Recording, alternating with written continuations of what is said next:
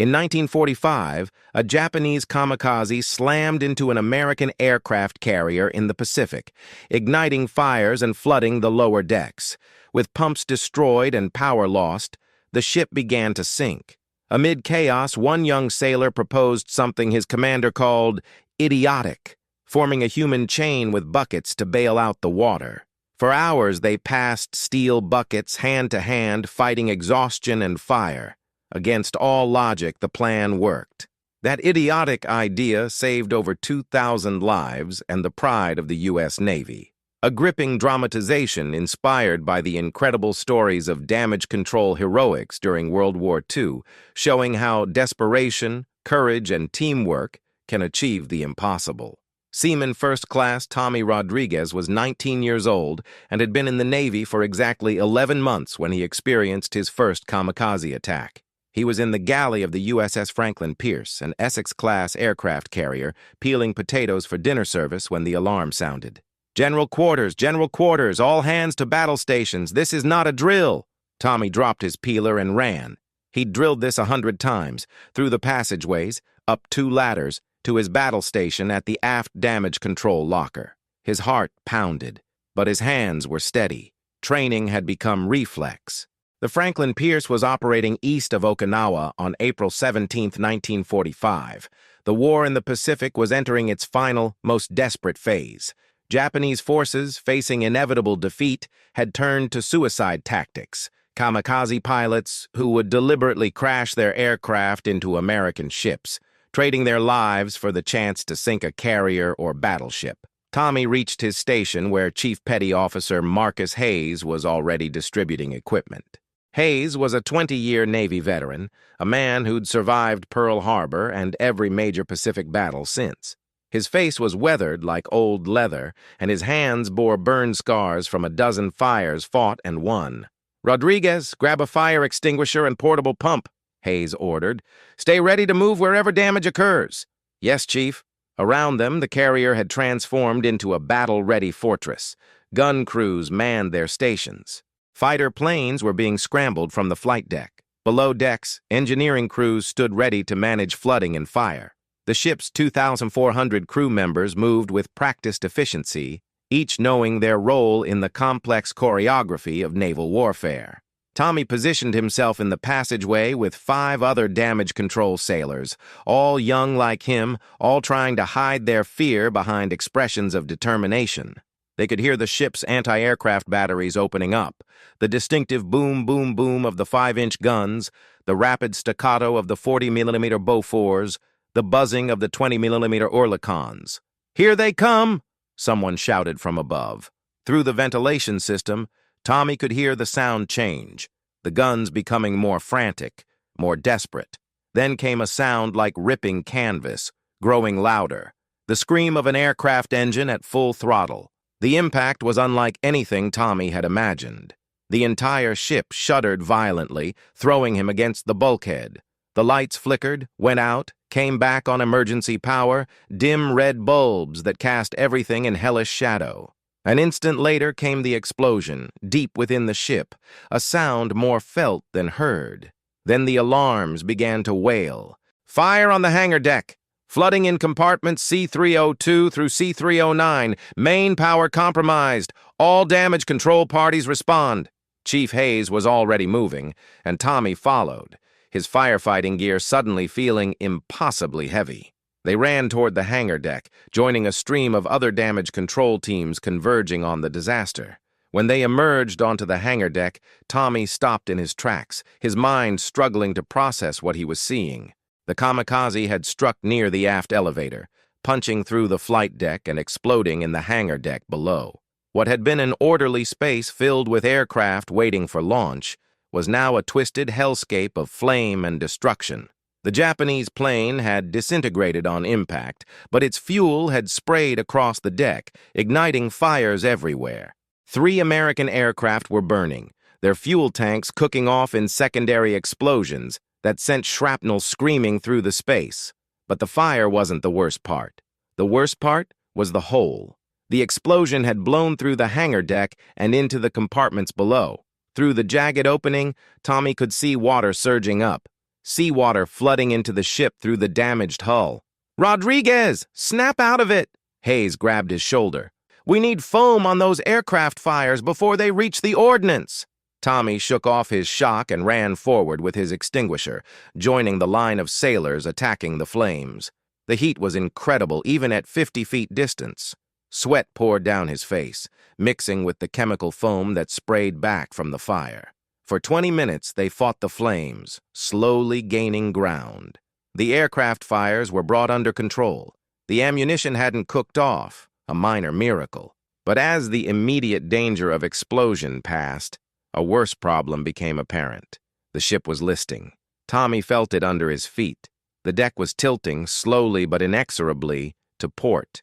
They were taking on water faster than the pumps could handle it. Lieutenant Commander James Warren, the damage control officer, climbed up from the lower decks, his uniform soaked and his face grim. He found Chief Hayes and pulled him aside. Tommy, standing nearby, couldn't help but overhear. "Chief, we've got a problem. The hit ruptured the hull in 3 places below the waterline. We're flooding compartments all through that section. I've ordered them sealed, but we've already taken on about 2,000 tons of water." "What about the pumps, sir?" "The main pumps in that section were destroyed in the blast. We've got portable pumps working, but they can't keep up. At this rate, we'll reach critical list in about 3 hours. 3 hours until the ship capsized."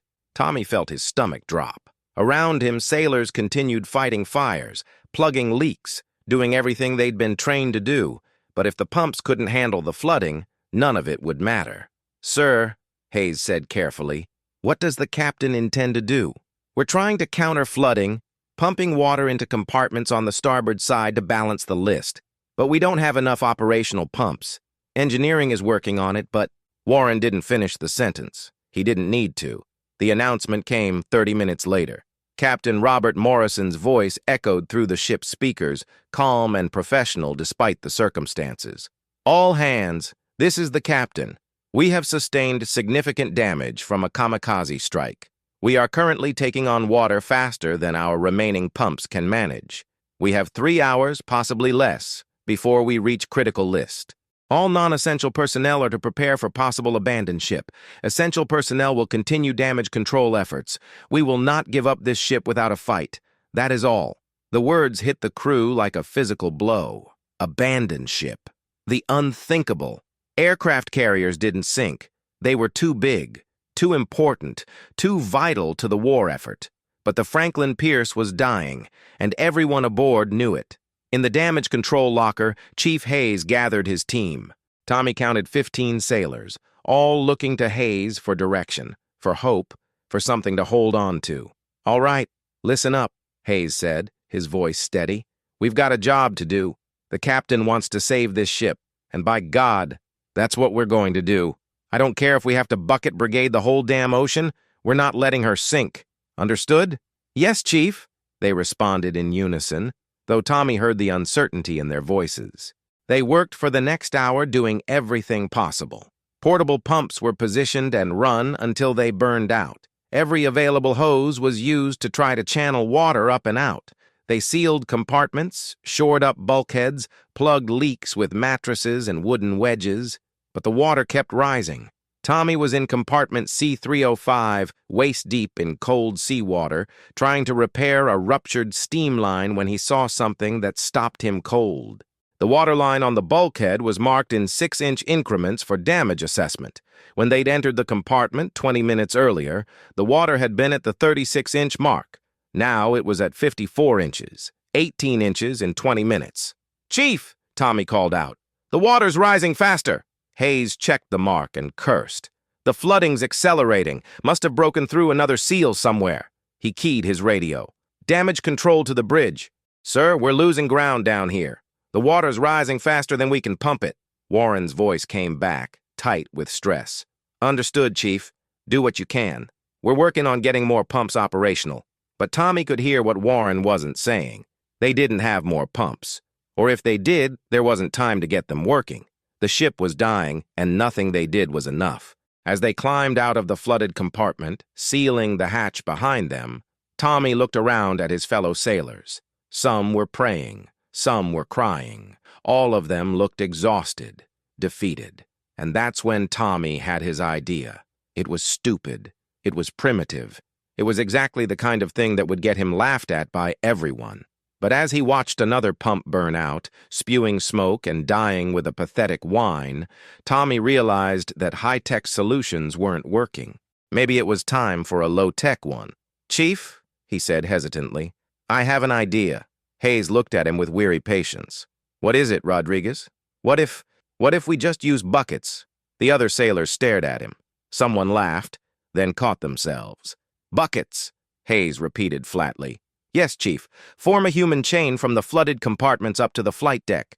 Pass buckets hand to hand. We've got 2,400 men on this ship. Even if only half of them can work on it, that's 1,200 men passing buckets. A bucket holds, what, 3 gallons? If each man passes a bucket every 30 seconds, that's—" Tommy did the math in his head, his high school arithmetic suddenly vitally important.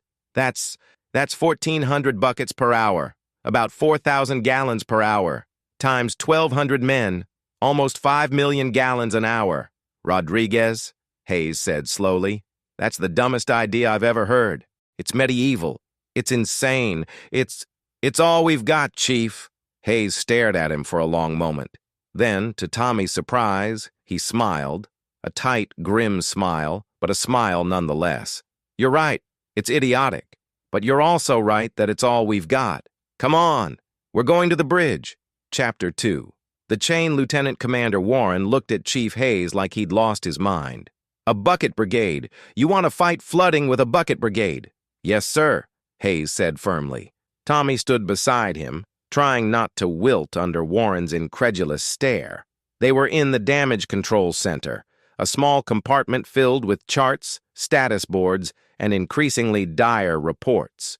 The ship's list had increased to 8 degrees, not yet critical, but approaching the point of no return. "Chief, we're talking about thousands of tons of water. Buckets? Sir, with respect, the pumps aren't working. They're destroyed, burned out, or there aren't enough of them. We need to try something different. Different is one thing, insane is another." "Sir," Tommy spoke up, his voice cracking slightly with nervousness, "I did the math. With enough men, we can move significant volume. It's not about pumping dry the entire ship. It's about slowing the flooding enough to give engineering time to get more pumps operational. Buying time." Warren looked at the young sailor with new interest. "You calculated this?" "Yes, sir. Roughly 4 to 5 million gallons per hour with a full crew working in shifts. That's not enough to empty the compartments, but it might be enough to slow the rate of flooding. Give us a few more hours." Warren turned to his status board, looking at the numbers. The ship was taking on water at an estimated rate of 6 million gallons per hour. If they could remove 5 million gallons per hour with a bucket brigade, they'd only be gaining at 1 million gallons per hour. Still losing, but much slower. "And in that time?" Warren asked.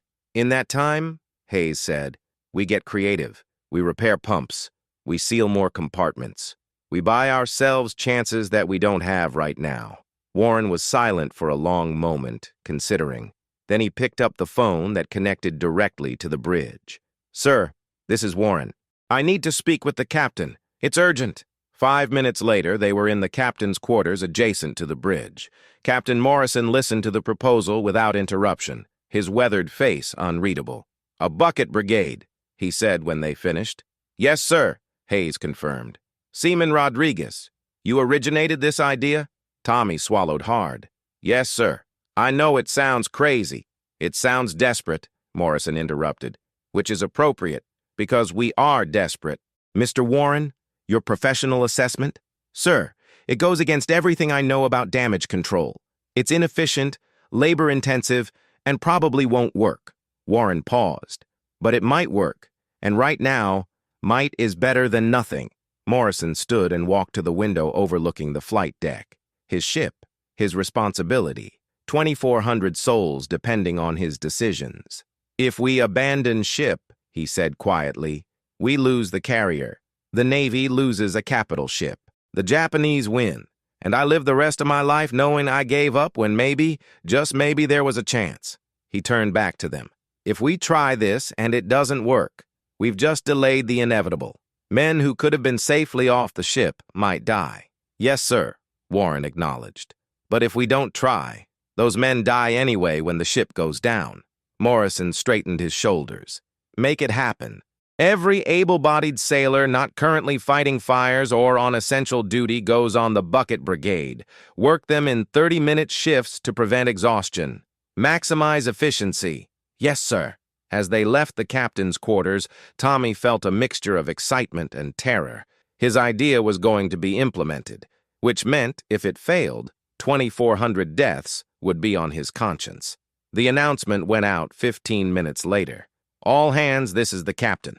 We are implementing emergency damage control procedure Lima Charlie 7. All personnel not currently engaged in essential duties are to report to their divisional chiefs for bucket brigade assignment.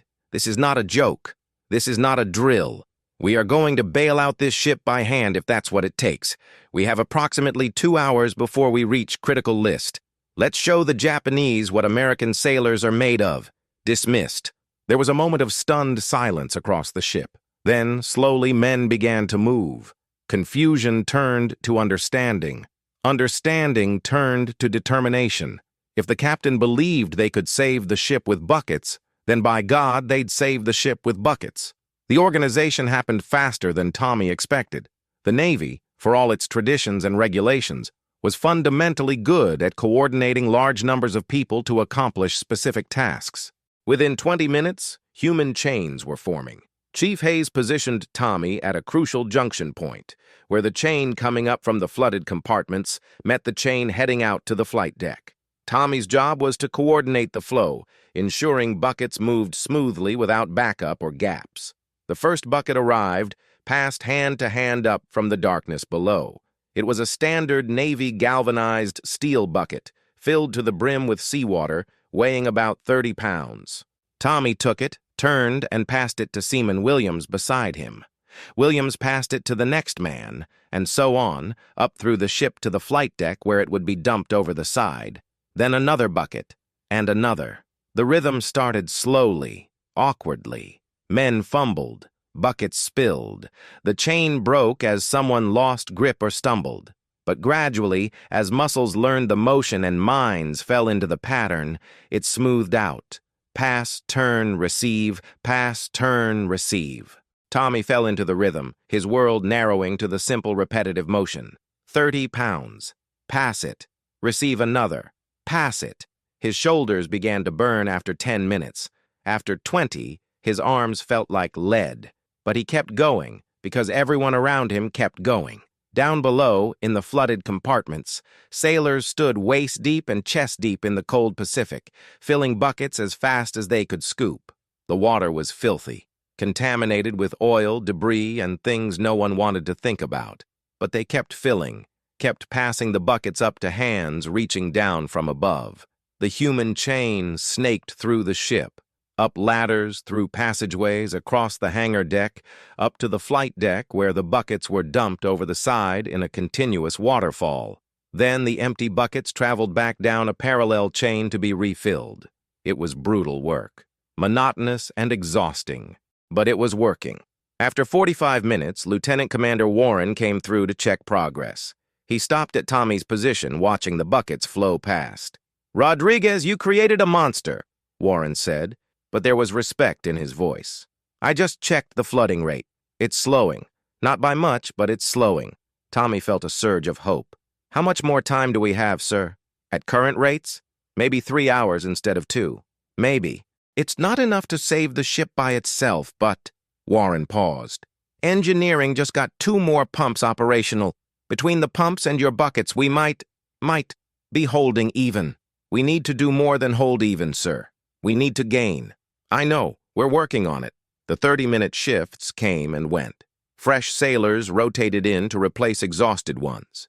Tommy worked 2 shifts, back to back, refusing to leave his position until Chief Hayes physically pulled him out and ordered him to rest. Tommy collapsed in a passageway, his arms shaking with fatigue. Around him, other sailors in similar condition sat or lay, gulping water, massaging cramping muscles. No one spoke. They were too tired.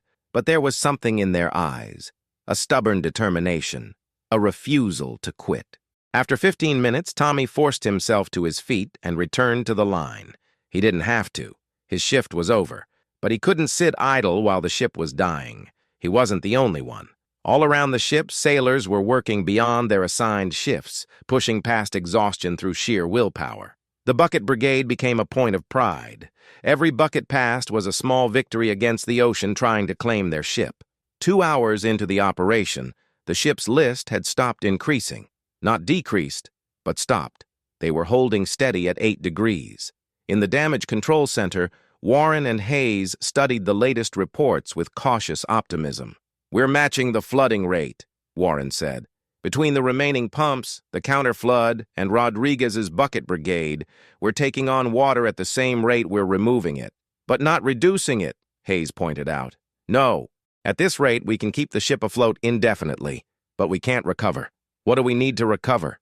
Warren looked at the damaged schematics. "We need to get ahead of the flooding. We need to remove water faster than it's coming in. To do that, we'd need—" He did quick calculations. "We'd need to increase bucket flow by at least 20%, or get 2 more pumps operational. Sir, the men are already at their limit. I don't know if we can increase the pace. Then we need those pumps." Down in the engineering spaces, Chief Engineer Lieutenant Robert Chen and his team were performing miracles.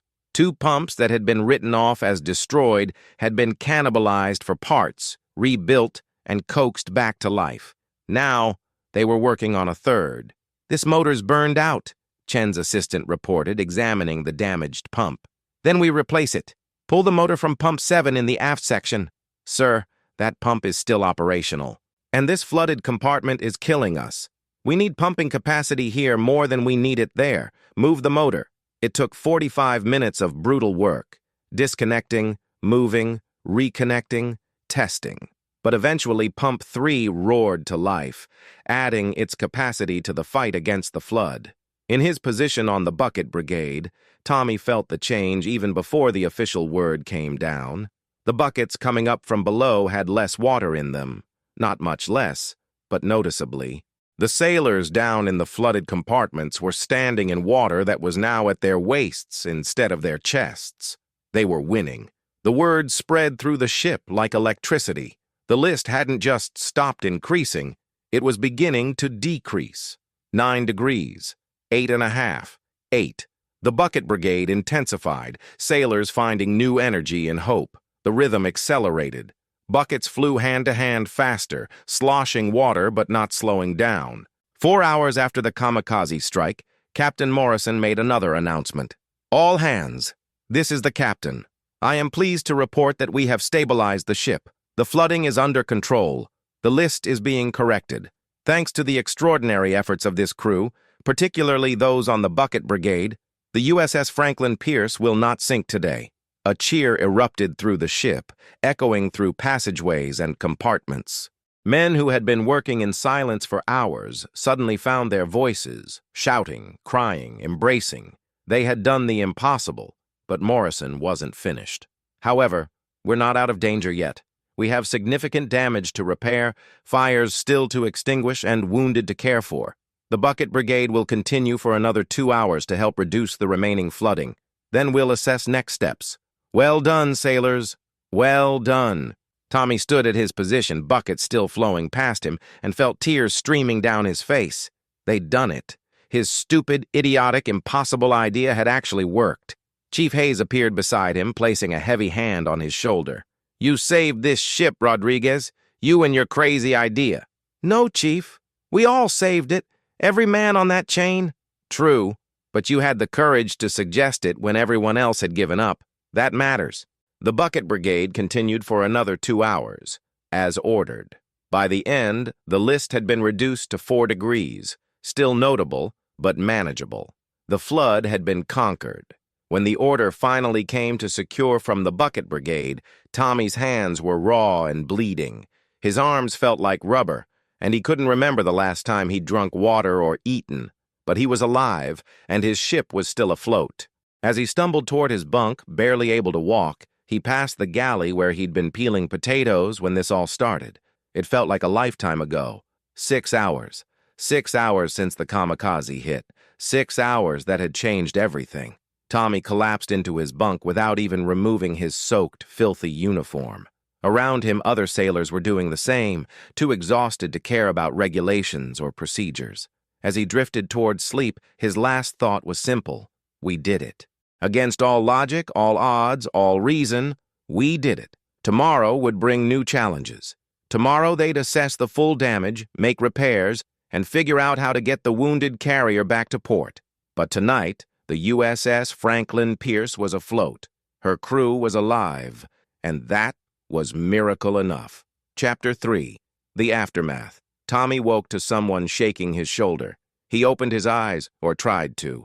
They were crusted shut with dried salt and exhaustion. He managed to pry one open and saw Chief Hayes standing over him. "Up and at 'em, Rodriguez. Captain wants to see you." Tommy's brain, foggy with sleep and fatigue, took a moment to process this. "Me, Chief? Why? Probably to thank you, or chew you out for breaking 1,000 Navy regulations. Maybe both. Get cleaned up and report to the wardroom in 20 minutes. It took Tommy 15 minutes to shower and put on a clean uniform, his first in over 24 hours. His reflection in the mirror shocked him. He looked years older, his face drawn and haggard, dark circles under his eyes. His hands were bandaged where the bucket handles had torn open blisters. The wardroom was the officers' dining area, a relatively spacious compartment with wood-paneled walls and a long table. It seemed surreal to be there. Enlisted men didn't typically enter the wardroom except to clean or serve. Captain Morrison sat at the head of the table with Lieutenant Commander Warren beside him. Chief Hayes stood at attention near the door. Tommy snapped to attention and saluted. "Seaman First Class Rodriguez reporting as ordered, sir." "At ease, Rodriguez." "Sit." Tommy sat carefully in one of the leather chairs, trying not to show how much every muscle in his body ached. Morrison studied him for a long moment. "Do you know how many men are on this ship, Seaman?" "Approximately 2,400, sir. 2,416 to be exact. As of this morning, 2,403 are still alive. We lost 13 men in the initial kamikaze strike and the fire. Another 9 are wounded but stable." Morrison paused. "Without your bucket brigade, we would have lost all of them. The ship would have capsized within 3 hours. The water was too rough for effective rescue operations. Most of the crew would have died." Tommy felt the weight of those words settle over him. I just thought of what we could do, sir. Everyone did the actual work." "True, but ideas matter, Rodriguez, especially desperate ideas proposed when everyone else has given up." Morrison leaned forward. "Mr. Warren tells me you did the math in your head. Calculated flow rates and capacity without paper or calculator. Is that accurate?" "Yes, sir. I was good at math in school." "Clearly. What did you do before enlisting?" "I was going to college, sir, studying to be an engineer. But when the war started, I enlisted." Morrison and Warren exchanged glances. "How would you like to become an officer, Rodriguez? We could arrange for you to attend officer training. With your aptitude for problem-solving and mathematics, you'd make an excellent engineering officer." Tommy's mind reeled. Officer training? Him? "Sir, I don't know what to say. Say yes or no, Seaman. The Navy needs people who can think creatively under pressure. You proved yesterday that you're one of those people." Tommy thought about his family back in El Paso. His mother who cleaned houses to support them. His father who died in a factory accident when Tommy was 12. An officer's commission meant better pay, better opportunities, a way to support them. But it also meant leaving his buddies, the men he'd served with, the enlisted ranks where he'd found brotherhood. "Sir, I'm honored. But can I think about it?" "Of course. You have until we reach Pearl Harbor for repairs. That'll be about 2 weeks. Talk to Chief Hayes, talk to other officers, figure out if it's right for you." Morrison stood and everyone else came to attention. "Dismissed." Outside the wardroom, Chief Hayes pulled Tommy aside. "For what it's worth, kid, I think you should take it. You've got the brains for it, and the Navy needs more officers who remember what it's like to be enlisted." "What about you, Chief? Don't you want to be an officer?" Hayes laughed. "Me? Hell no. I'm a Chief Petty Officer. That's the best job in the Navy. We actually run the ship, while officers just think they do." He grew more serious. "But you're different, Rodriguez. You've got potential beyond swinging wrenches and standing watches. Don't waste it out of some misplaced sense of loyalty." Over the next 2 weeks, as the damaged Franklin Pierce limped toward Pearl Harbor at reduced speed, Tommy watched the ship slowly heal. Engineering crews worked around the clock to repair damage, shore up weakened sections, and restore full capability. The Bucket Brigade had been secured after that first day, but it lived on in Navy legend. Sailors told stories about it, embellishing it, turning it into myth. The tale spread to other ships in the fleet, and Tommy found himself something of a celebrity, uncomfortable attention for a shy kid from El Paso. He visited the wounded in the sick bay. 2 of them had been part of his damage control team. Seeing them bandaged and in pain drove home how lucky they'd all been. 13 dead. It could have been so much worse. One afternoon, Tommy stood on the flight deck watching aircraft operations resume. The damaged aft section was still under repair, but the forward flight deck was operational enough for emergency landings if needed. The ship was wounded, but functional. Impressive, isn't it? Tommy turned to find Lieutenant Commander Warren standing beside him. Yes, sir. I can't believe we saved her. Neither can I, frankly. When that kamikaze hit, I wrote the ship off in my mind, started planning for evacuation and rescue operations. And then you proposed something so stupid it just might work. It was stupid, wasn't it, sir? Completely, utterly, ridiculously stupid. Warren smiled, which is why it was brilliant. Sometimes the stupidest ideas are the only ones that work. They stood in silence for a moment, watching the ocean. Then Warren spoke again. Have you thought about the captain's offer? Yes, sir. I'm going to accept it. If the Navy thinks I can be an officer, I'd be honored to try. Good. We need more officers who understand that sometimes the solution isn't in the manual. Sometimes you have to just improvise. When the Franklin Pierce finally limped into Pearl Harbor on April 30th, 1945, she was greeted by every ship in port sounding their whistles in salute. The Bucket Brigade had become the stuff of legend, the carrier that refused to sink, the crew that bailed out their ship by hand. Tommy stood on the flight deck in formation with the rest of the crew as they entered port, his heart swelling with pride. They'd done something impossible. They'd saved their ship through sheer, stubborn determination. Admiral Chester Nimitz himself came aboard to inspect the damage and commend the crew. He walked through the ship, stopping to shake hands with sailors, asking about their experiences. When he reached Tommy, Chief Hayes had made sure he was present. "Seaman Rodriguez," Nimitz said, "I've heard about your Bucket Brigade. Unorthodox, to say the least." "Yes, sir. I didn't really think it through. I just—" "Didn't think it through?" Nimitz interrupted. "Son, you calculated flow rates in your head while your ship was sinking. That's more thinking than most people do in a month. The Navy needs sailors who can think like that." "Thank you, sir. I've accepted officer training." "Excellent. The Pacific Fleet will be proud to have you." Nimitz moved on, but his words stayed with Tommy. The Admiral of the Pacific Fleet knew his name. It was surreal. The Franklin Pierce spent 3 months in dry dock undergoing extensive repairs. Tommy remained with the ship during this time, but also attended officer preparatory courses. He studied navigation, engineering, tactics, and leadership. It was harder than he expected. Not the academics, which came naturally, but the leadership aspect. Learning to command men who yesterday had been his equals. In July 1945, 2 pieces of news arrived that changed everything. First, Tommy received his commission as Ensign Rodriguez, making him the youngest officer on the Franklin Pierce. Second, atomic bombs were dropped on Hiroshima and Nagasaki, leading to Japan's surrender. The war was over. The Franklin Pierce, repaired and refitted, was assigned to occupation duty in Japan rather than combat operations. Tommy served as an assistant engineering officer, using his knowledge of damage control to train new crews. But he never forgot that day in April when a desperate idea saved 2,400 lives. Epilogue: The truth behind the fiction. The story you've just heard is historical fiction inspired by real events, but dramatized for narrative purposes. What is real? Kamikaze attacks on U.S. Carriers in 1945 were frequent and devastating. USS Franklin, CV-13, was hit by kamikazes on March 19, 1945, and nearly sank, suffering the most casualties of any surviving U.S. Carrier damage control crews did perform heroic efforts to save ships, often improvising creative solutions. Bucket brigades were actually used on several ships as last resort firefighting and flooding control measures. Young sailors did sometimes propose creative solutions that saved ships. Many enlisted men were promoted to officer ranks during WWII based on performance. What is fictionalized? The USS Franklin Pierce is a fictional ship, named to avoid confusion with real vessels. Seaman Tommy Rodriguez and his specific bucket brigade are fictional characters and dramatized events.